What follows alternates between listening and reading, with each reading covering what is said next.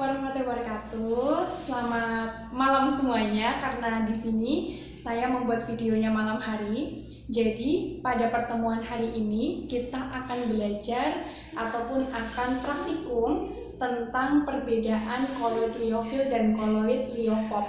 Nah, di sini saya sudah ada dua bahan ya. Di sini ada gelas 1 sama gelas 2. Gelas 1 ini ada air hangat ataupun air panas yang hangat ya. Ini ada embunnya. Kemudian ini air biasa. Nah, di sini kita akan membedakan antara koloid liofil dan koloid liofob. Jadi perlu kita ketahui terlebih dahulu apa itu koloid liofil. Koloid liofil adalah koloid yang suka berikatan dengan mediumnya. Jadi kalau dia itu mediumnya air, maka dia itu sangat suka sekali untuk berikatan dengan air. Dan di sini dia juga sulit untuk dipisahkan ataupun stabil. Sedangkan koloid liofob itu adalah koloid yang tidak menyukai mediumnya sehingga dia itu tidak stabil. Nah, kita akan mencontohkan ya biar lebih jelas. Oke, di sini saya mempunyai tepung kanji yang akan saya masukkan ke dalam gelas yang berisi air hangat atau air panas. Oke, saya masukkan.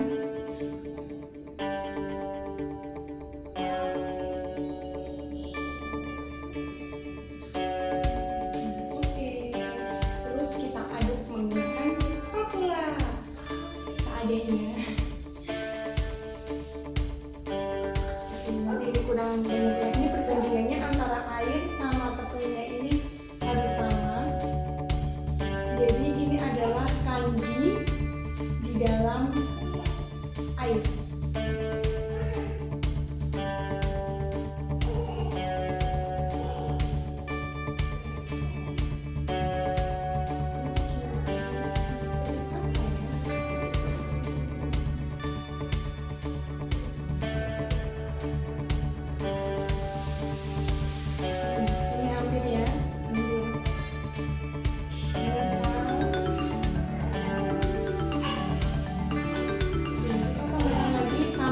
Benar-benar menjadi adonan kanji.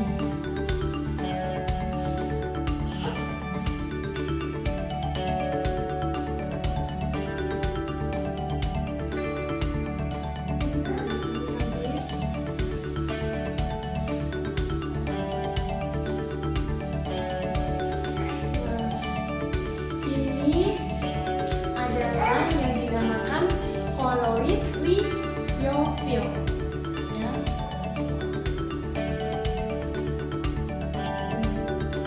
Sehingga kenapa dia dinamakan koloid konsistensi? Karena di sini kanjinya itu dia suka berikatan dengan mediumnya yaitu air dan menjadikan kanjinya ini menjadi matang, sehingga ini disebut koloid. Kalau misalkan kita hanya menggunakan air dingin kemudian kita tambahkan tepung, itu namanya suspensi ya.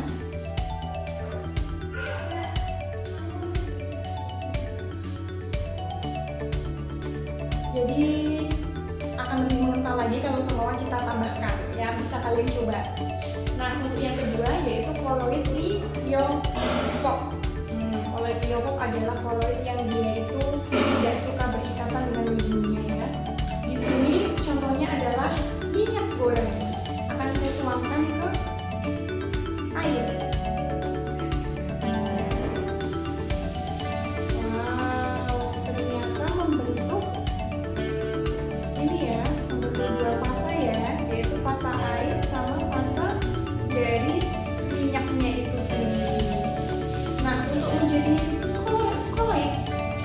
Bagaimana? Kita harus mengaduknya sampai minyak ini larut di dalam air. Bisa nggak ya? Oke, kita coba ya.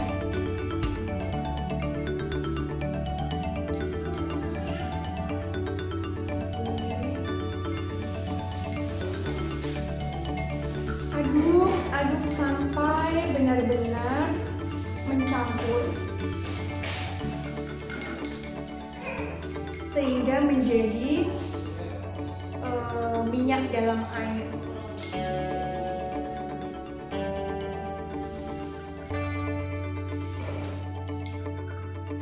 Nah, ini dinamakan colloid liophore karena dia ini kan tidak suka berikatan ya sama mediumnya, dimana mediumnya adalah air. Dia bercampur, minyaknya ada di dalam air ya.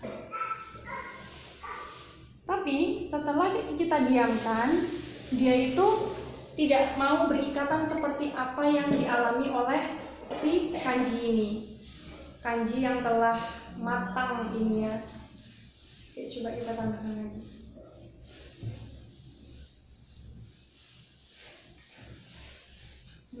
Kalau kalian suka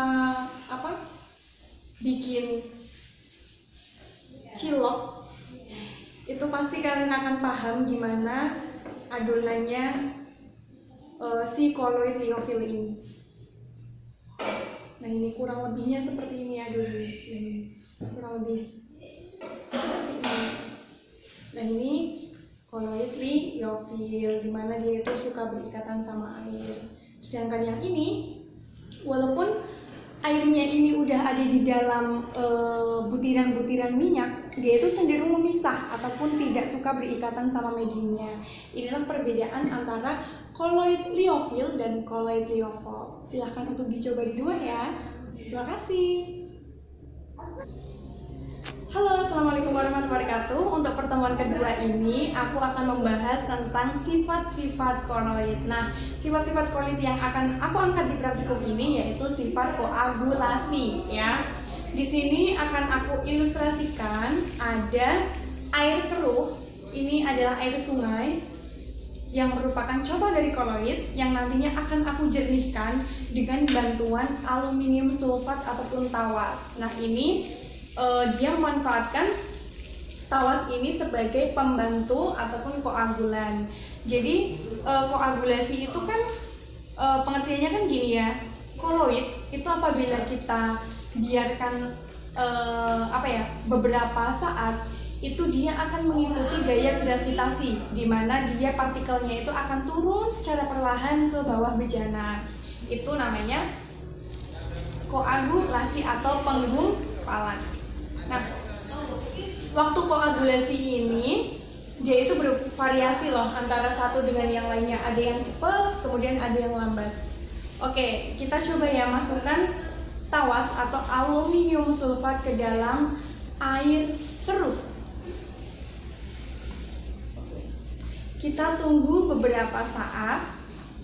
Nantinya kolloidnya itu akan menggumpal atau tidak. Oke, kita tunggu.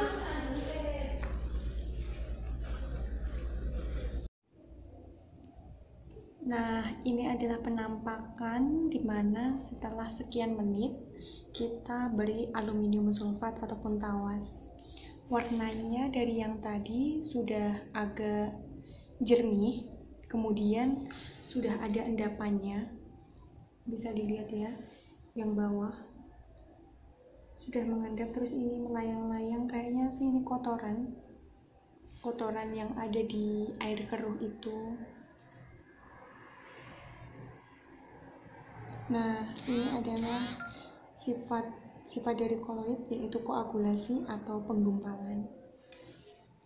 Itulah beberapa praktikum yang bisa saya sampaikan. Kemudian silakan untuk teman-teman semuanya untuk mengerjakan ataupun melakukan percobaan di rumah. Oke, selalu jaga kesehatan, selalu di rumah aja, jangan kemana-mana. Kalau mau kemana-mana, silahkan untuk memakai masker. Terima kasih. Wassalamualaikum warahmatullahi wabarakatuh.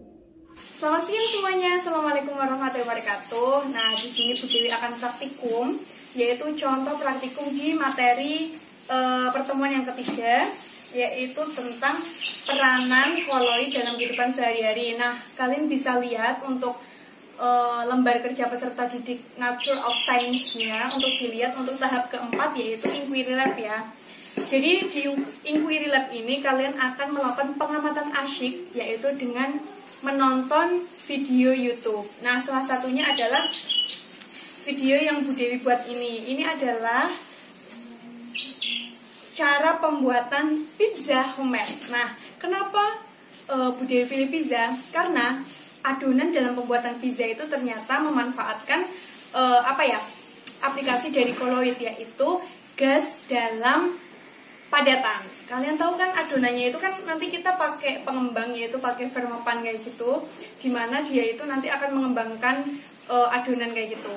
Biasanya juga bisa kita temukan yaitu di bakpao ataupun apa lagi ya, apem itu juga bisa. Oke, yang pertama kita sudah persiapkan ya, ada garam dan gula. Kemudian ada ini Vermopannya atau pengembangnya, kita masukkan semua aja segini. Nah, terus kalian juga bisa siapkan. Oh, ini kalian nggak usah bikin di rumah ya. Yang penting nonton aja videonya. Ini ada air hangat. Oke, tambahin air hangat.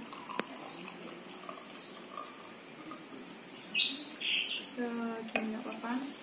Terus jangan lupa minyak. Kenapa harus pakai minyak? Minyak ini adalah fungsinya agar dia itu kalis. Oke. Kita aduk sampai nanti mengembuskan.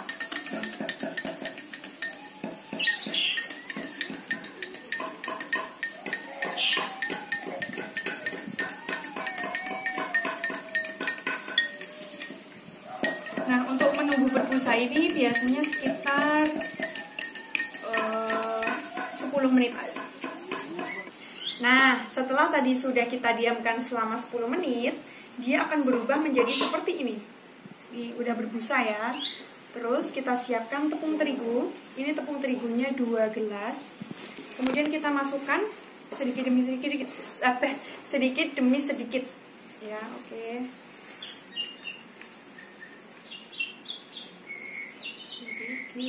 Sedikit. Terus nanti kita aduk deh sampai benar-benar kalis. Jadi kita coba dulu ya.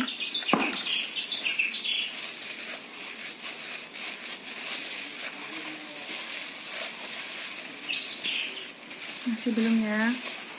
Kita tambahkan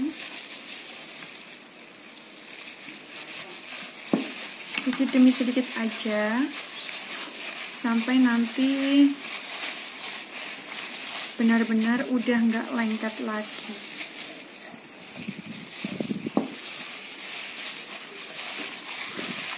Nah, untuk membuat adonan ini jangan sampai terlalu terlalu benyek. Tahu benyek nggak? Terlalu lembek. Kita emang harus benar-benar kalis.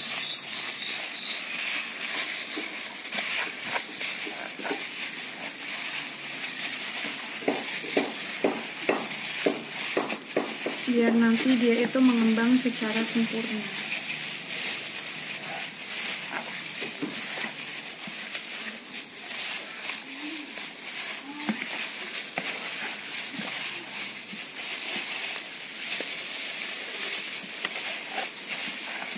Nah, setelah kalis, kita bulat-bulat seperti ini ya.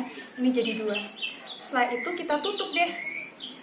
Terus kita tunggu sampai beberapa menit biar 1 jam, sekitar 1 jam biar dia mengembang. Nah, mengembang ini kan nanti dia akan ada CO2 di dalam adonan tersebut. Nah, sambil kita menunggu adonannya mengembang, adonan pizza ini perlu kalian ketahui juga nih bahwa pembuatan adonan pizza ini adalah aplikasi dari koloid liofil. Tahu ya, koloid liofil itu berarti koloid yang dia itu stabil, kemudian dia itu mau bercampur dengan mediumnya. Nah, jadi fasanya adalah dia mempunyai fasa terdispersi itu padat, yaitu dari tepungnya, kemudian juga fase terdispersinya itu cair, yaitu dari minyak, kemudian dari air panas, kemudian dia disebut koloid apa ya? Betul sekali, koloid sol cair. Nah, selain itu, kita kan sedang menunggu dia itu mengembang. Nah, adonan pizza ini, itu kan tadi kita campur lagi ya. Nah, hasilnya akan mengembang dan ini adalah termasuk koloid pada buih padat. ya. Golongannya yaitu pada buih padat. Karena ragi yang dimasukkan ke dalam campuran adonan tadi itu dia akan mengeluarkan gas yang namanya gas CO2. Nah, sehingga terdapat gelembung udara-udara di dalam adonan ini. Nah, buih ini memiliki fase terdispersi gas dan medium pendispersinya adalah zat padat. Jadi adalah gas di dalam padatan. Seperti ini, gasnya itu kan ada di dalam, kemudian padatannya adalah adonannya. Seperti itu. Nah, ini adalah adonan pizza yang sudah mengembang. Oke, come on. Bisa kalian lihat ya seperti apa. Ini ibu buka ya. Ini sudah 1 jam. Baunya ragi sekali. Nah, ini itu di dalamnya ini berongga. Oke, tangannya udah cuci tangan ya.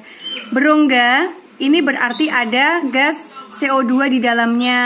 Makanya ini disebut gas dalam padatan. Oke, akan ibu eksekusi menjadi pizza. Oke, stay tune. Setelah ini dilihat ya.